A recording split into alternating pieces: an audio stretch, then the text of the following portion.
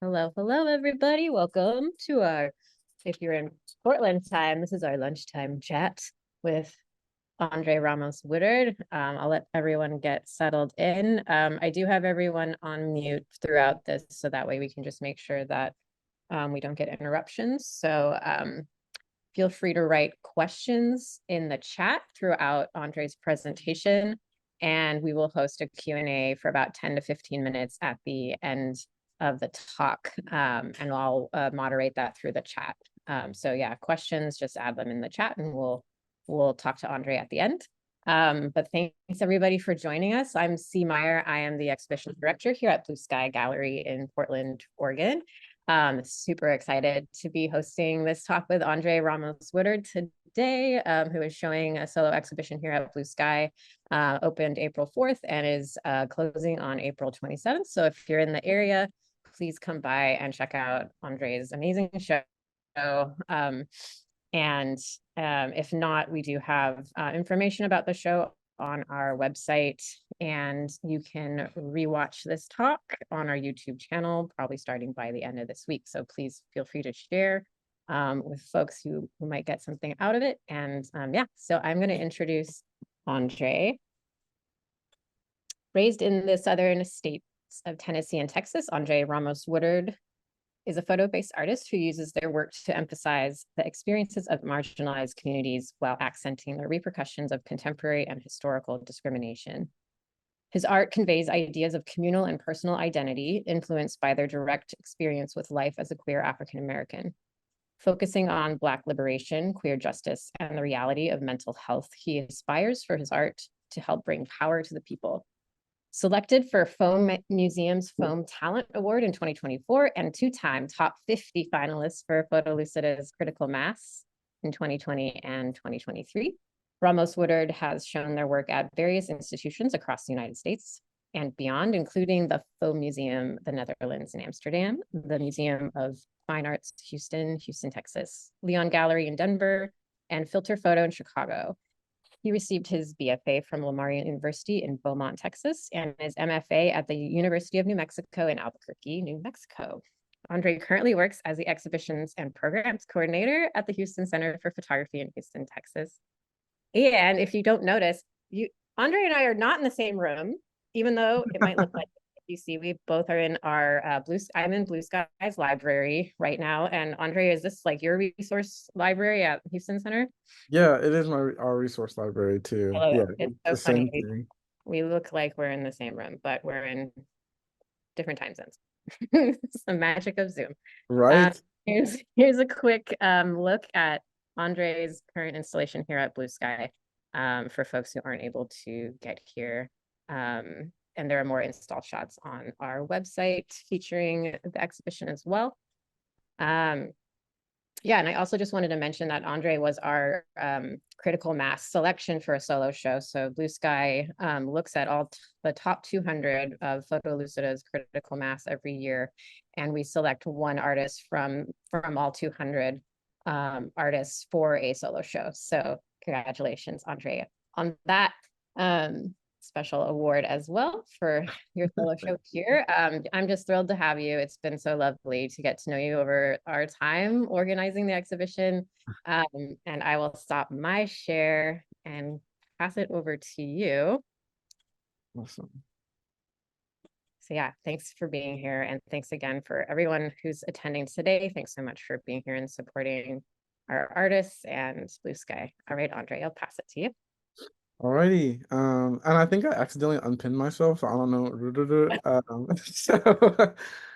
But yo, see, thank you so much. It's absolutely been a pleasure working with you and working with Blue Sky. I am more than honored to have this opportunity. I wish I could teleport. We're just talking about me like wanting to be there. So yeah, I'll get myself out to Portland someday in the near future, hopefully.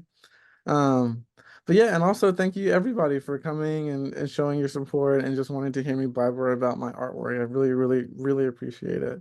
So yeah, let's just jump into it. First, I'm going to, oh, maybe I should share my screen first. Um, Share. All right, can everybody see this? Looks Cool. good on my end. Okay, cool. Okay, so I'm going to talk about a project called Black SNAFU, which is the project that I am showing right now, of course, at Blue Sky. But first, I'm going to talk about me. I'm going to tell you a little bit more about myself. As C mentioned, my name is André Ramos-Woodard.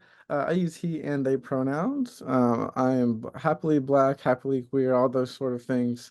I was born in Nashville, Tennessee, and I'm also a triplet, and I have a little sister.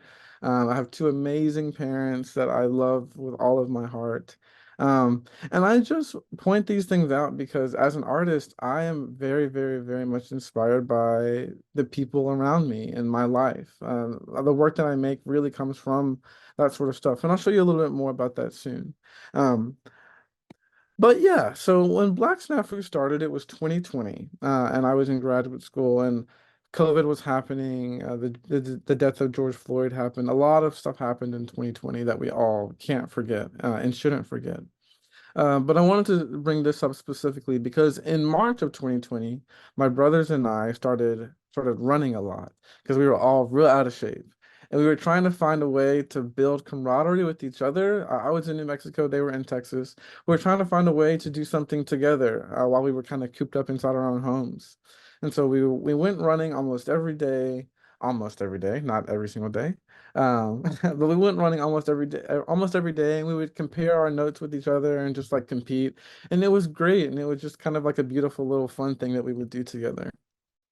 But also that same month that we started that in March of 2020 was whenever we got news that Ahmaud Arbery had been murdered for doing the very same things that we were doing, literally running around his neighborhood, just getting an exercise. And it hit me really hard because not only am I a Black male-bodied person doing these things that this person got killed for, but even more importantly to me, my brothers share this identity as well. It could have unfortunately been one of them. It could have been me, thinking about the fact that Black people, Black men in particular, are murdered by police or murdered by white supremacists simply for existing. And so I made this piece I'd want to show you guys called Haulin' Ass.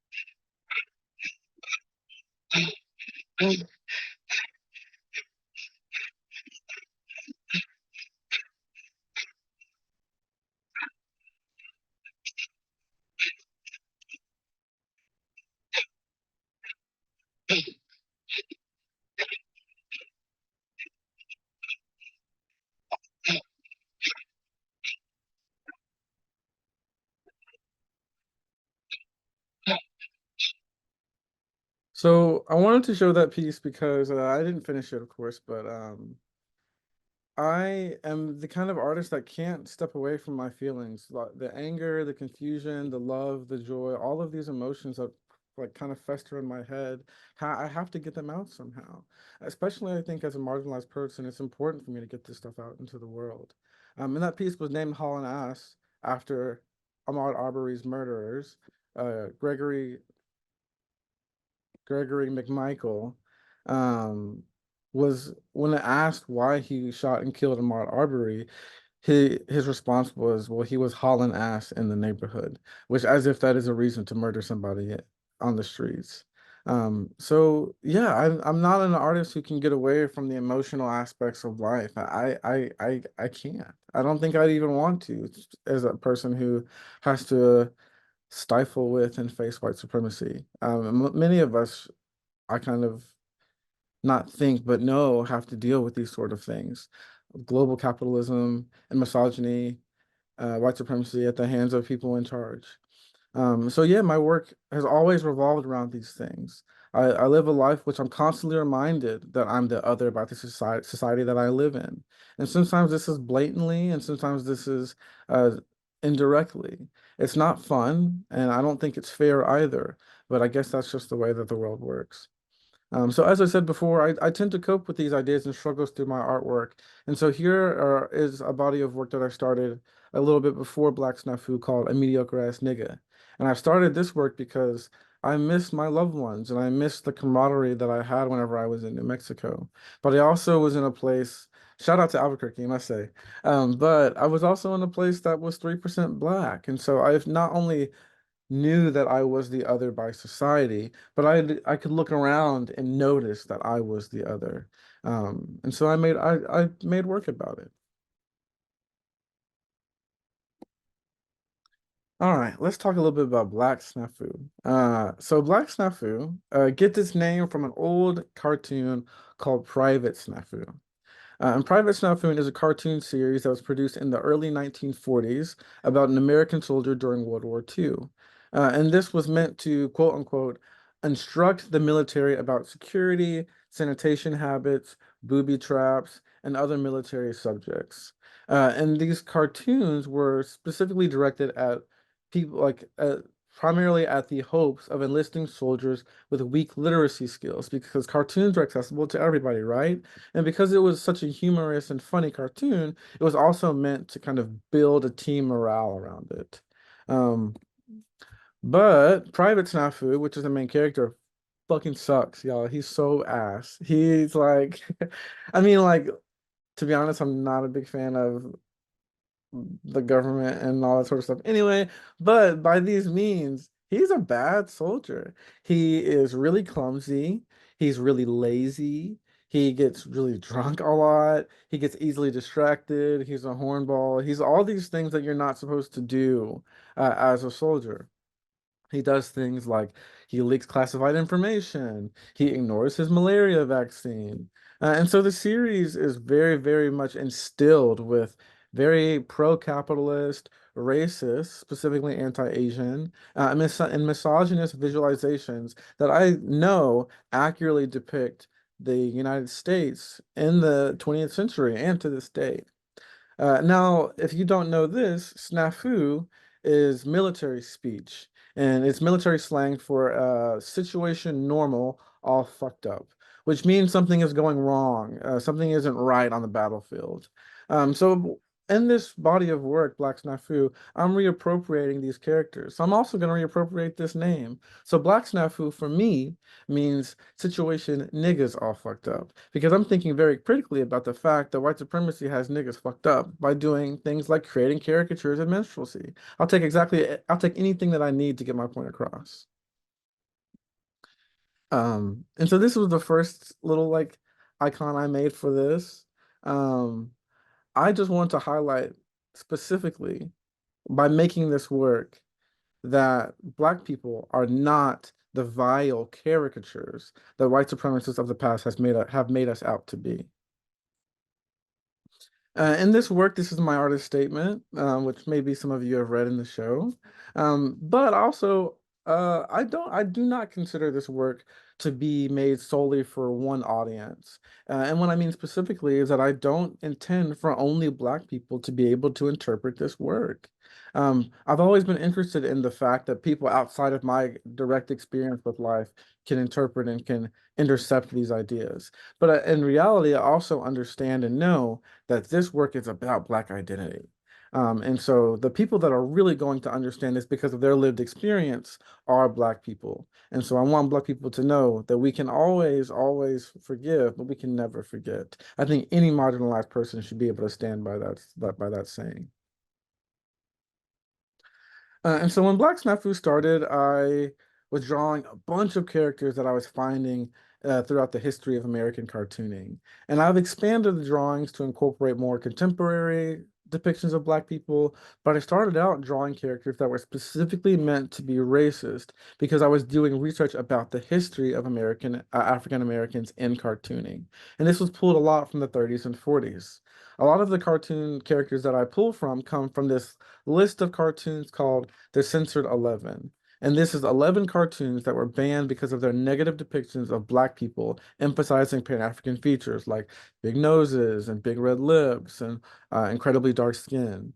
And so I wanted to call attention to that because to reclaim them from my own usage is me using them as a tool to be didactic and to teach people about the wrongdoings of American history. And I want to show you another little quick video. This is by a Twitch streamer named I'm Dante. I love video games, so we're just gonna plug that in real quick. But yeah, let me play this for you guys. Sunshine bright in my old Kentucky home.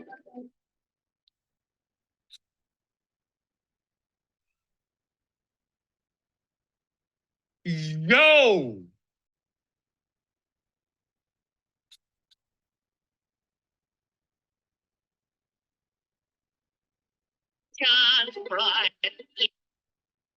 Pepe Le Pew gets canceled for kissing on girls, but Bugs Bunny's the lead show because he's even even after this.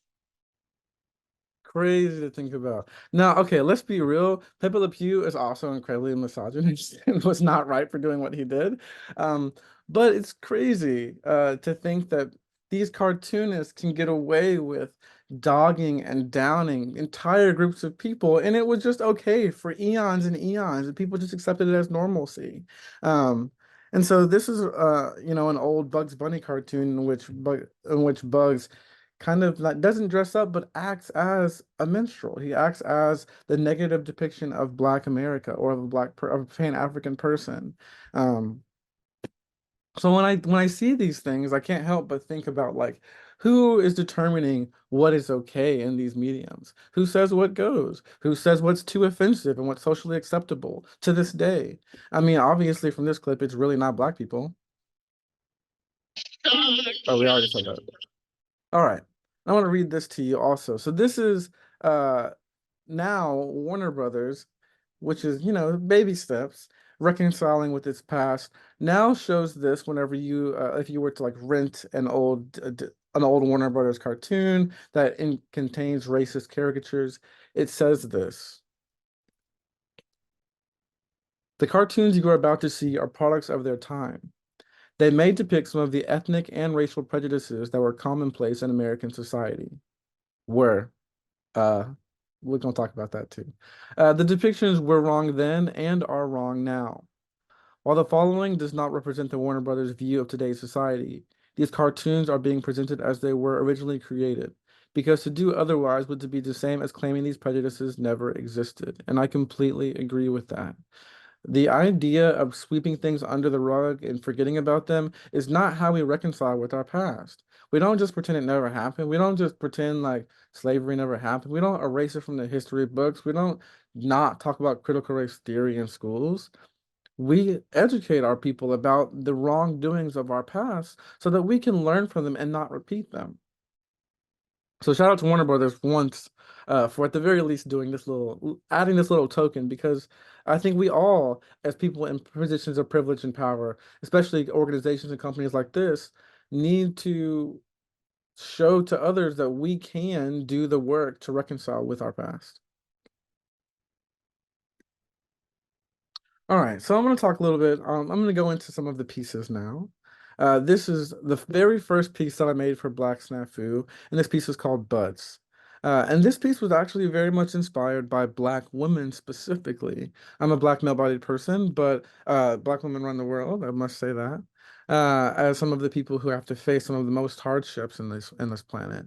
And I saw this tweet in 2020, and it was comparing the stereotypes between white women who may have a messy bun, which it could be considered playful or sexy or even exotified, which isn't great either.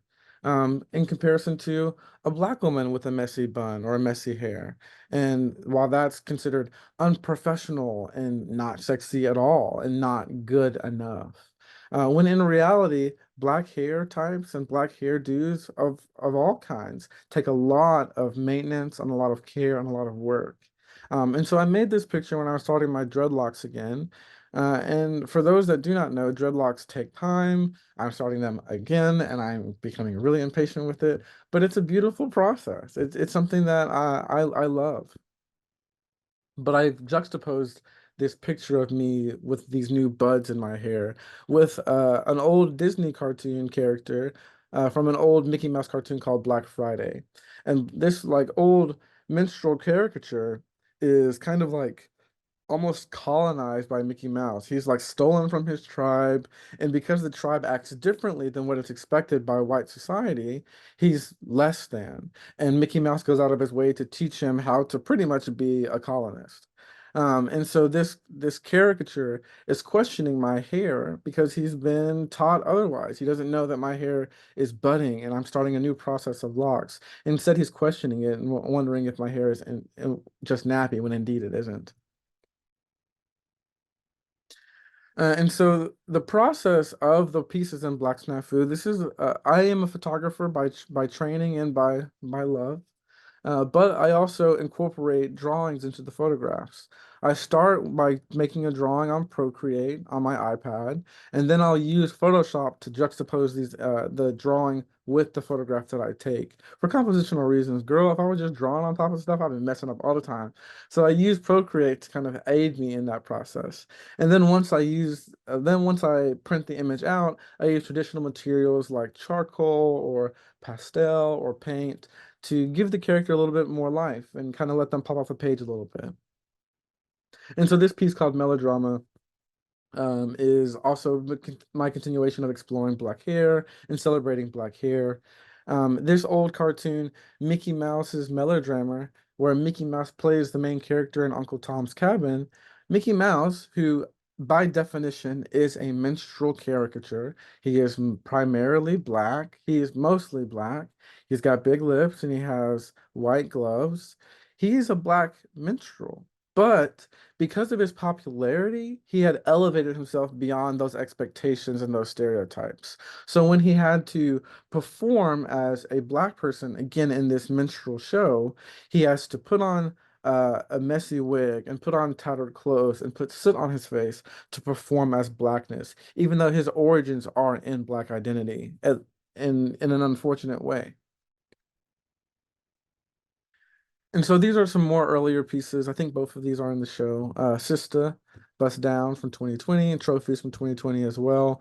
When I started the body of work, I was very, very critical about making images that were more celebratory of the Black experience and juxtaposing them with these drawings that were detrimental or speaking negatively about stereotypes. Um, and I think these are two early examples of that. On the left, I found this old minstrel, I mean, this old black doll, not even a minstrel doll to me, that reminded me of my childhood. And my grandmother used to have dolls like this growing up. But I also learned that sometimes it's called a Mimi doll, where it'd be white on one side and black on the other, and white would be the side that you would take care of, and black would be the side that you could like throw around and beat, which was really disgusting to learn because dolls like this reminded me of something beautiful. It reminded me of being at my grandmother's and my family's house. And on the right, trophies. I mean, people, I think, especially in America, have seen this in their neighborhoods, especially maybe like low income neighborhoods. Sometimes this can mean things as stereotypical or as well known as gang territory or drug dealing, but also people do this as memorialization of a loved one or to commemorate an event, and people don't know that. So I wanted to think more positively about what this symbol means, and so that's why I drew an angel on the bottom right, to think specifically about maybe someone who had put that up on a telephone wire to commemorate someone who had lost their life.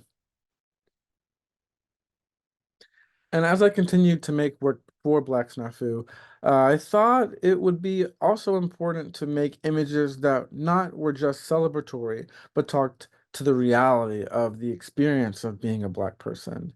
And so, this piece is called Me, and where I'm taking a self-portrait of myself as a photographer and found an old caricature of a photographer in an old Warner Brothers cartoon from the Censored 11. And so I'm questioning what is blackness, at least to an audience. I mean, I know what blackness is, and I know I'm way blacker than that caricature. But at one point in time, there were people who made us out to be nothing more than this. And so I wanted to, at the very least, highlight these horrible ideologies. And so I do a lot of things. I take self-portraits, I take still lifes of objects, but I also try to go out into the world and incorporate spaces that have to do with Black history or my history. On the left, it's Goodlettsville, Tennessee, was where I was born and raised. There is an old colonist named Casper Mansker, who they commemorated by creating a fort, or not creating a fort, but like honoring and keeping his fort alive. Girl, he was colonist that was like ruining indigenous people's lives. So like why are we commemorating that? And so I have two characters from Kids Next Door uh almost attacking number two, but number two addressed as a colonist in this way. And then on the right, Niggas at the Park is where I grew up in Beaumont, Texas, and this is a predominantly Black part of town. I have 15 Cent and Sticky from the Proud Family reading Revolutionary Suicide by Huey P. Newton, which is an amazing book. I recommend it to every single person in the world. He's a Black Panther, if you did not know, and has an amazing take on liberation. And they're smoking a joint because why not? And two more pieces. I am a sucker for flashy jewelry and gold, and I always will be. I don't know. I just like to, flow my hair in the wind sometimes. So I also recognize that this is popularized or was popularized a lot by hip hop culture in the 70s. Hip hop artists would wear heavy, big, bright gold and silver chains around their necks. And they did this because after the civil rights movement was the first time for the vastness of Black people to at least be able to reach and reach an experience in which they could showcase themselves. They could showcase their wealth in this way. Um, and so I think very much about the fact that cultural experience and our histories make us who we are. And also that we have absolutely inspired and made a staple for pop culture. But I've juxtaposed these again with white gloves or a minstrel caricature that's covered in gold to talk very critically about the difference between what's real and what's not. Oh, that's my mama's hand. Shout out to my mama. And this is a newer piece. This piece is called Frontin'. Also thinking very much continuing my ideas and love for jewelry and gold. This was very much inspired by hip hop culture and hip hop artists. But also, I did not even know this until I looked it up. The equestrians were the first people to use grill, and then it was popularized in New York in the 70s and 80s by more hip hop artists. And so I wanted to juxtapose the that celebration and that love and that joy and that glamour with these horrible mouths and these minstrel caricatures mouths, the stereotype of big lips and I don't know, fighting against it with the photograph I thought would be perfect for it.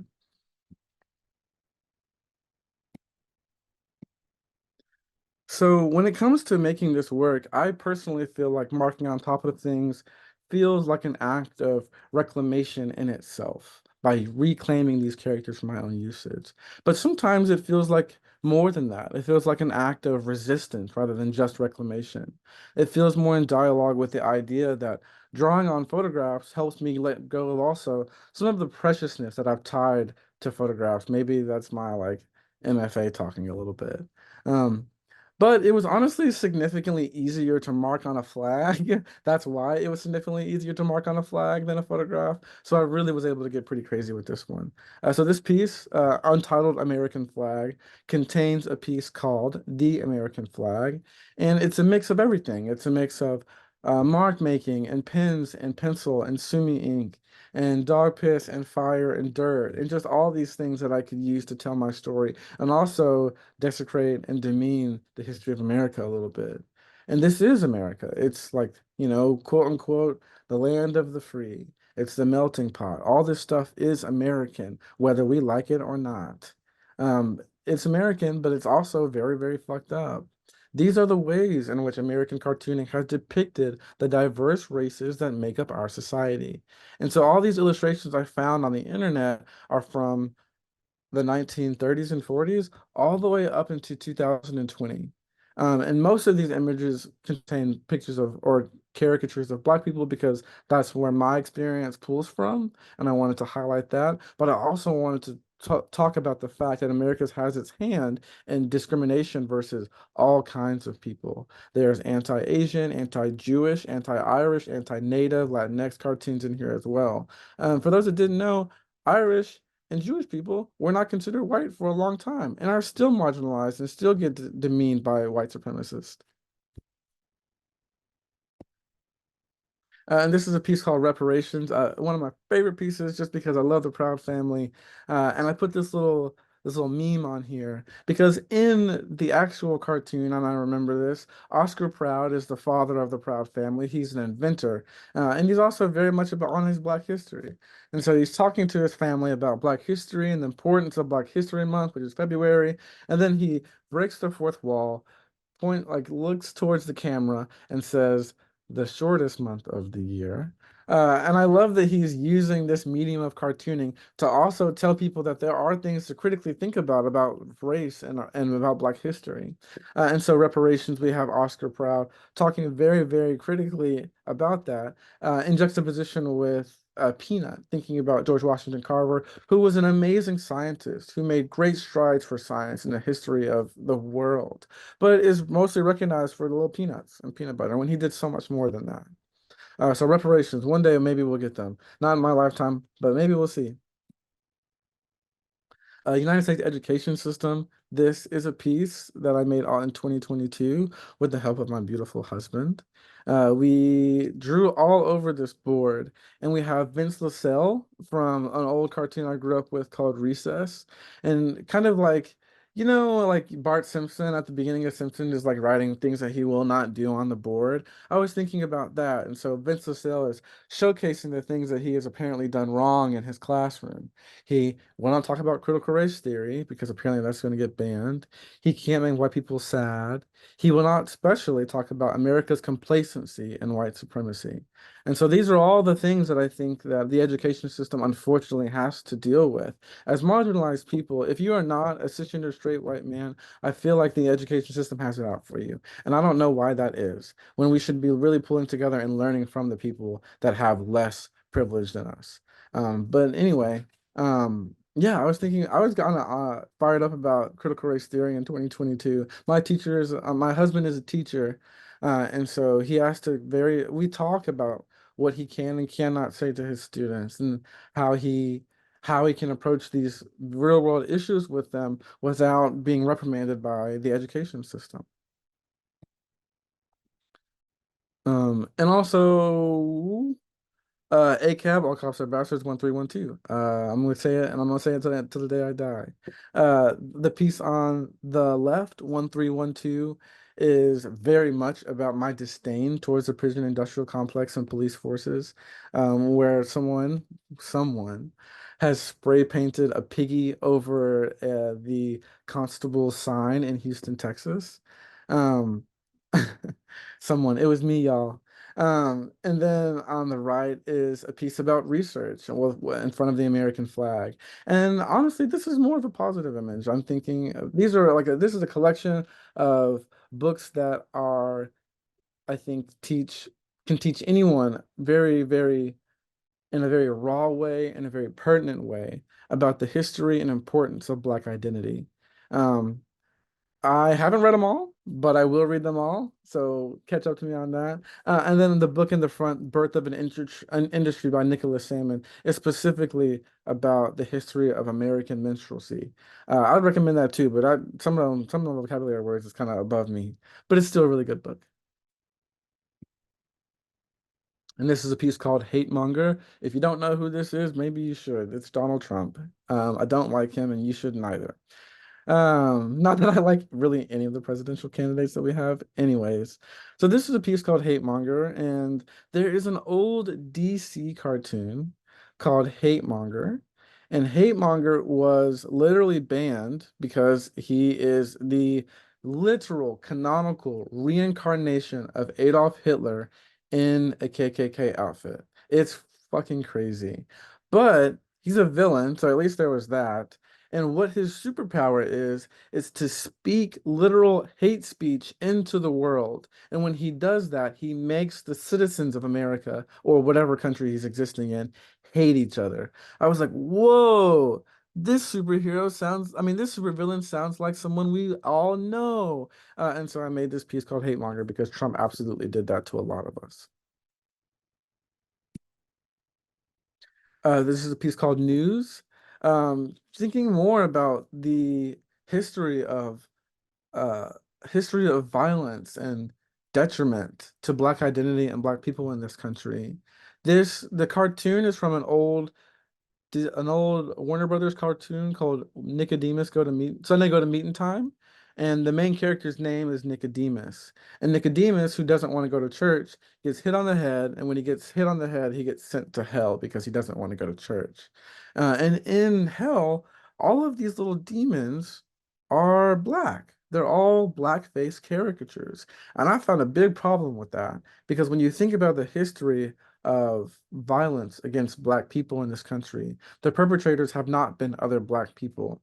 Don't listen to the idea of whatever Black on Black crime is. You can read, supposedly, the history books and know that the violence has been perpetrated by cops and white supremacists and the KKK. It doesn't take it's only common sense to know those things. And so I'm juxtaposing these black demons that are attacking their own black brethren with these news clippings of police brutality and black death, because in reality, the perpetrators, like I said, are not us.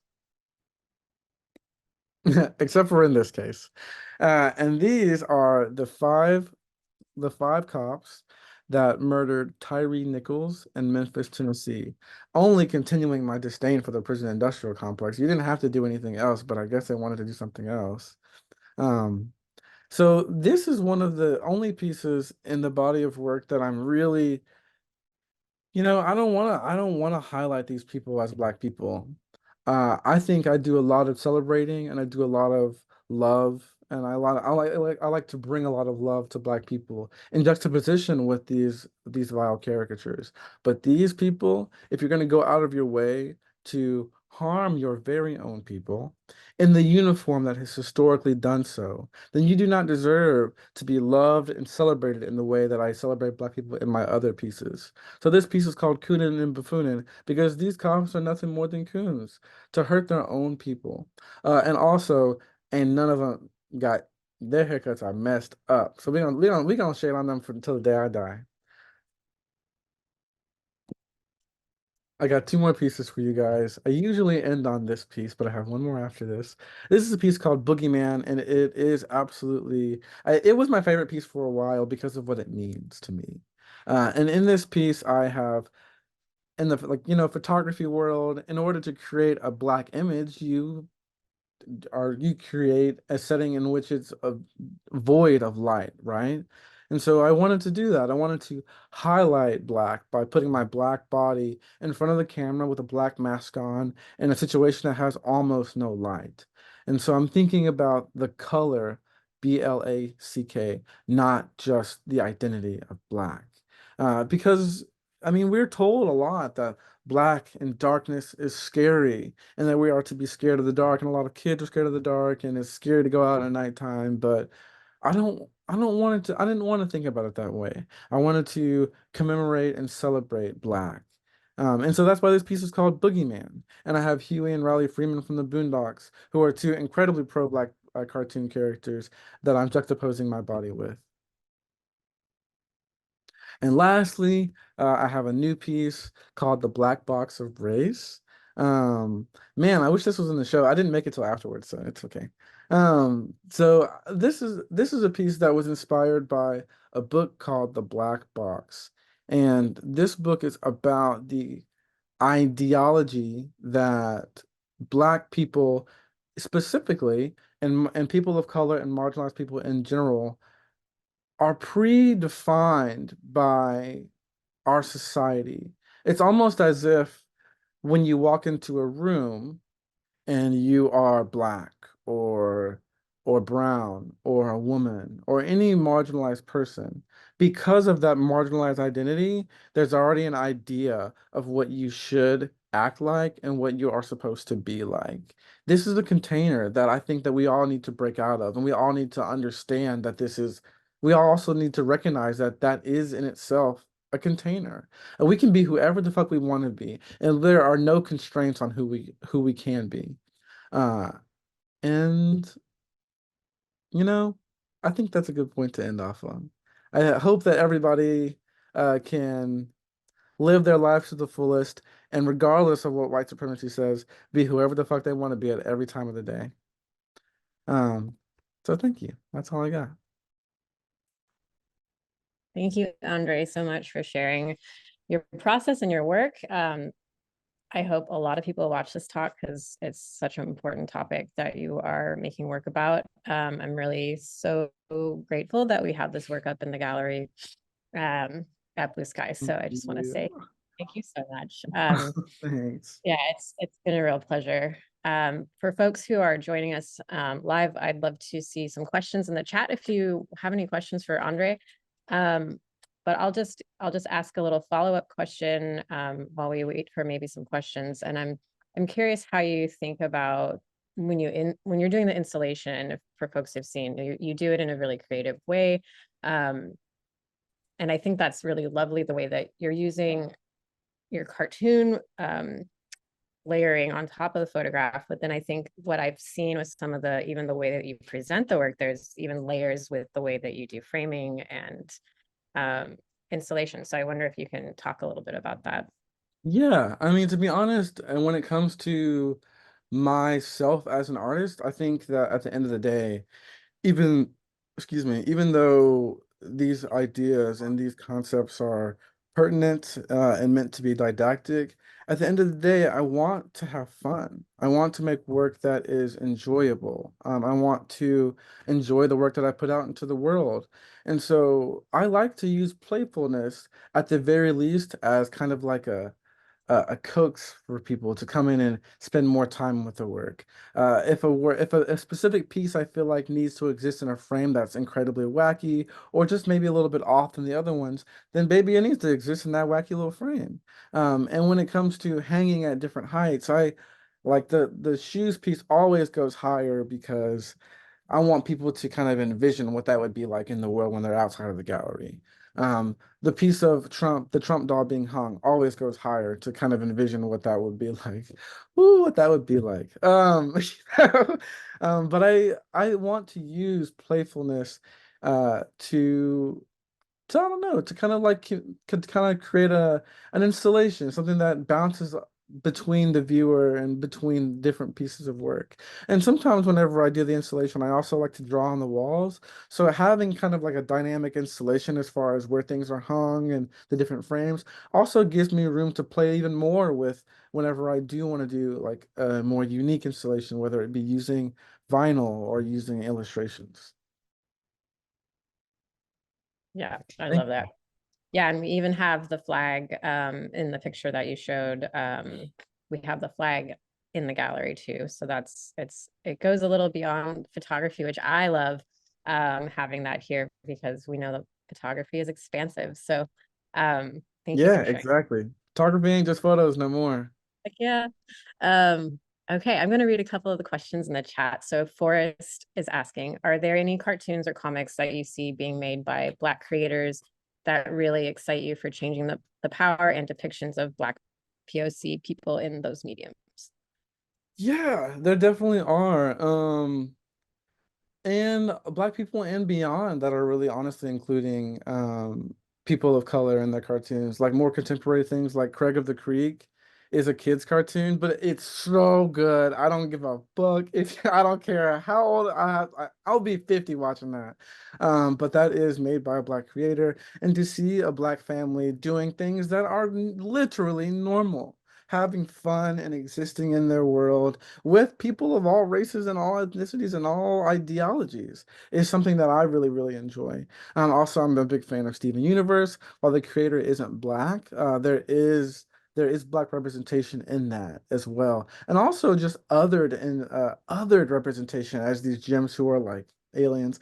Anyway, I could talk about it forever. But yeah, there definitely are a couple of Black creators that I think that are making really, really great things. I can't name them all right now, but like I literally will follow creators on Instagram that are making like new Black anime characters that I'm falling in love with that I want to incorporate. But when it comes to like using specific characters, I try to use characters that are really popularized rather than someone's just unique one time off original character. I feel like that's a little bit cheating.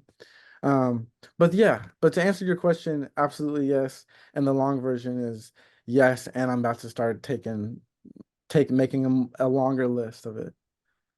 So yeah, thank you for your question. Yeah, thanks, Forrest, for that great question. And Philip is asking, this is incredible and much needed work, but I'd assume it has ruffled hella feathers. What is some of the backlash, if any, you've received from this work and any other work, and what was your reaction to it, if you're cool with sharing? Yeah, absolutely. Thank you so much for your sweet comment. I appreciate you. Um, but yeah, it has ruffled a few feathers. Um, there was one person who I applied for a grant for the work, and the reason I didn't get selected was because the only Black person on the committee to select the recipient was worried that the work would attract white supremacists. And I was like, whoa, that's crazy. But for a couple of reasons. One, I I mean there's even though there's minstrel caricatures, the idea of a minstrel caricature like starting an uprising of like and like bringing together like a KKK like kind of that just doesn't really make sense to me, especially when I'm trying to go out of my way to make images at the very least that are celebratory of those experiences as well. Um, but it also made me think realistically too. I mean, there are some images, if I only were to include caricatures, not only is that exhausting as a Black person making work about Black identity, but I can see someone being like, man, I don't want to make something that is like trigger fuel. Like that's not my goal here. Um and so whenever, I was faced with that, I was able to brush it off pretty easily because I know in my heart that working like that. And I've also spoken to plenty of other Black people and like because that opinion is incredibly important for the work, who are not getting those same ideas, who are thinking about the dynamism and how didactic these things can be, because I do indeed want to teach people about the history of these things. But it also was influential for me to make work that was very much not that. That is absolutely where pieces like Hate Monger came from, and Niggas at the Park came from, where Hate Monger is like, girl, if that's a white supremacist liking that piece, that's something. They're not a white supremacist. You need to get on my side, buddy. Um, and secondly, like Niggas at the Park, that's just Black people hanging out, being themselves in their hometown. And so while I was able to brush it off, I also thought about it and I was like, how do I also go out of my way to make work that is entirely celebratory without caricatures, but using characters. And so I think that using characters that talked about the Black experience, coupled with the caricatures that talk about white supremacy and the history of Blackness in cartooning, I think the it's a good pairing to bounce back and forth between what's good and what's bad. Thank you for your question. Yeah, thanks, Philip, for your question. And yeah, Philip has a lot of great comments. Just comments about how your talk went. So a lot of fire in Oh, the chat if you've seen that, Andre. Thanks, Philip, for being here. Russell is asking a good question about an exhibition question. As you plan the exhibit, did you make any accommodations in materials, framing, or hanging that would make it more feasible to pack and ship, since artists are often expected to bear those expenses? did you make any choice? Um, that's a good question. Yeah, a little bit, but I also like I'm not the artist who I'm not the artist who's like, oh my gosh, all of my pieces have to be 20 by 24. They all have to be glass and they all have to blah, blah, blah, blah. I absolutely was like, oop, this one's already framed. So this is the one. This is the one that C will be opening up. Uh, you know, um, so I I I guess I like to very happy to recycle frames that I've been using in previous exhibitions. I'm happy to downsize or upsize a work to kind of fit those sort of things. I will absolutely try to save money as an artist. I think we all have to do that. Um, but I don't know if that completely answers your question. Um, but we also did things like like another thing was like in a perfect world, I would have teleported there with my like Dragon Ball Z powers, and I would have drawn all over the walls. But we couldn't do that. So me and C talked about how we could collaborate to make something else happen. So instead of me drawing on the walls, we printed out vinyl of my illustrations and put those on the walls instead. And so that was, plane ticket versus vinyl. That's a big difference right there. There was one piece that it's so big that there's no way I could frame it. So instead of framing it, it's pinned to the wall. Like there's accommodations that I made. But honestly, shout out to C for helping me through it. Without them, I don't think I'd have been able to come up with all these ideas. But yeah, I did make some accommodations. Yeah, I mean, I think that's any space you're into it's going to change how you do your installation, I imagine. I know that like you've done some video work too that we just were like, nah, we can't do that, but here's like where we can, what we can, Hmm. or our show schedule here turnaround is so quick that there's, yeah, with the I would have been like, yeah, draw on the walls, I love that, but there's like then I have to deal with that afterwards. Exactly, And then exactly. hang another show right after. So it was really cool when we were talking about how can we still get the drawings and make it that kind of layered, what you're seeing in the photographs in that layered way that you approach your work, but then how can we make this installation almost be like you're inside one of your like one of these experiential photographs.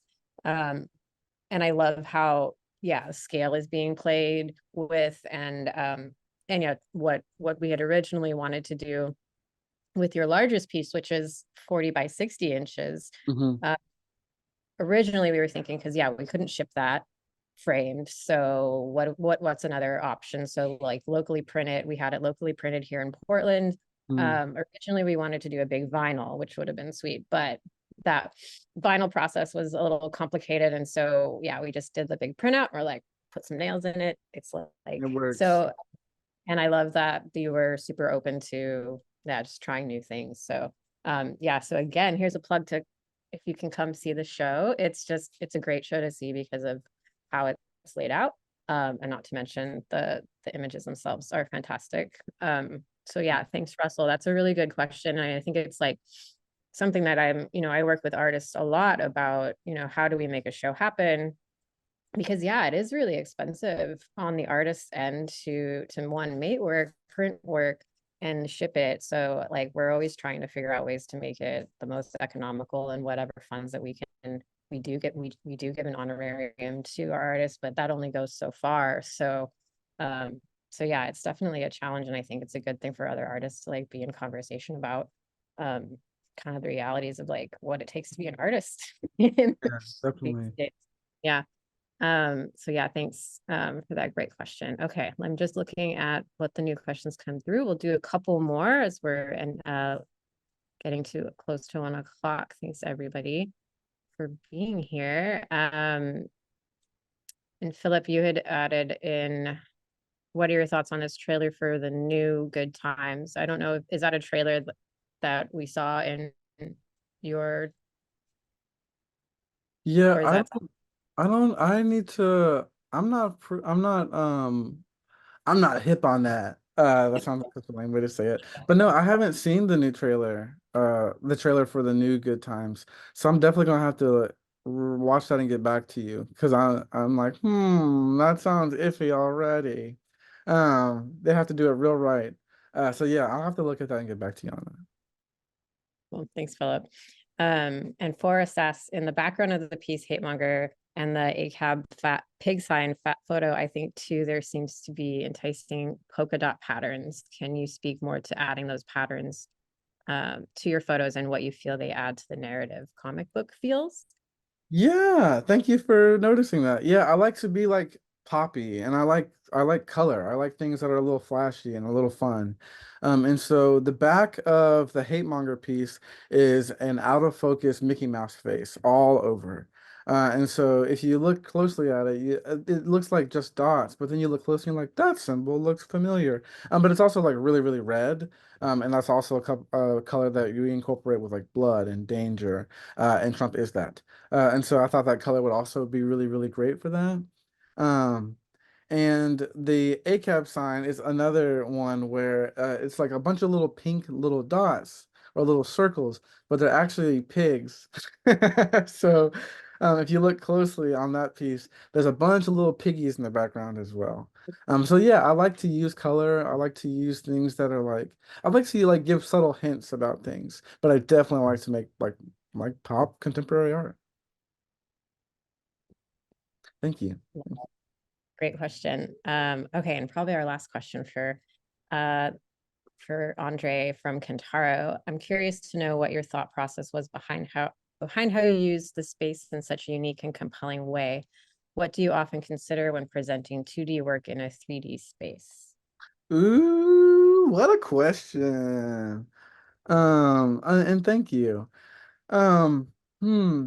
I consider every single installation of Black Snafu that. I consider it a site-specific installation.